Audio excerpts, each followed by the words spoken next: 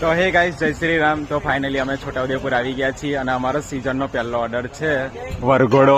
અને આ બાજુ લાઇટિંગ લાગે છે ગાઈસ, બધા છોકરાઓ લાઇટિંગ લગાવે છે.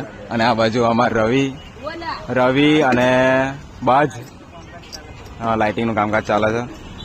અમારો અનિલ, પછી અમારો વિપુલભાઈ, અમારો લાઇટિંગના મેઇન માણસ. આ ઇન્સ્ટામાં ચડશે વિડીયો. અને અમાર વિજય સિસોદિયા જયમીન એવું કે છે. આ અમારો સબસ્ક્રાઈબર મળી ગયો ગાઈસ.